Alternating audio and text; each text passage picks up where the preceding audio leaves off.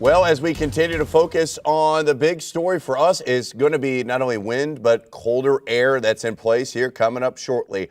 That's what I want to highlight, but let's talk about what it's going to be like in terms of the wind here before we focus on significant cold air. And let's pick up any spots that are a little windy. And at this moment, what we're going to see is quieter conditions at the moment. Now, it feels good outside at the moment, but it's not going to be that way the rest of the afternoon.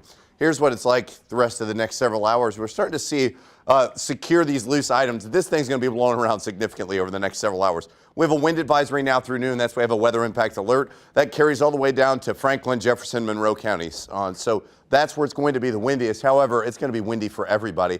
But we have temps right now in the low 50s, so feeling pretty good at this moment. Notice the cooler air to the north. This is kind of this warm finger with a west-southwest breeze that we have. But the wind's going to start to pick up. You'll notice that we're in the 50s now. If you're getting up early this morning and dressing like what you're going to feel like right now, things are going to change a lot. Look at our wind speeds right now.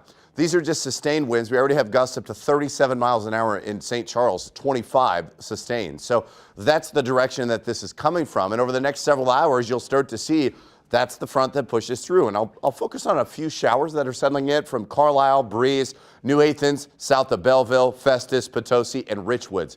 This is what we're going to see over the next several hours. But like I said, it's going to usher in that colder air behind the front. You'll see that 30s and 40s. That's what's coming in later on today. That's what's going to feel like when we see these winds gusting out of the northwest at about 40, maybe in upwards of 50 miles an hour in some cases, especially in our northern area. So like I told Paul earlier, that's why I think it's going to be difficult to drive. Now, again, in the afternoon and evening, it does settle down just a little bit. But the next several hours, we go from the upper 40s now to the 30s and upper 30s. So this 37 is going to feel like about 25. So big difference, though, although it will settle down.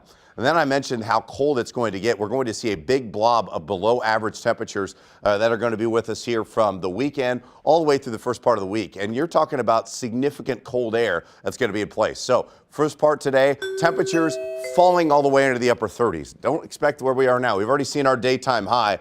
Dress for this number, 38 degrees. It's windy. It will settle down the rest of the day. That's the way the first part of the day is a weather impact alert. Tomorrow's 38 feels quite a bit different. We nudge up to 40 on Friday. However, Saturday and Sunday, things change. That's our next set of weather impact alert days for a look at temperatures falling into the single digits overnight. And this is where we're talking about the potential for pipes freezing, things like that, where we're going to see that prolonged cold air that settles into the region Saturday night into Sunday, as we only get to about 20 or 21 for a high. So we've got another 36-hour period where it's going to be pretty cold. Now, I am optimistic that leaves us pretty quickly into next week, as I do see a warming trend again. But in terms of what we're going to expect the next 12 hours, we've got kind of a busy time with this front moving through and then another surge of colder air, which we'll continue to monitor the rest of the morning.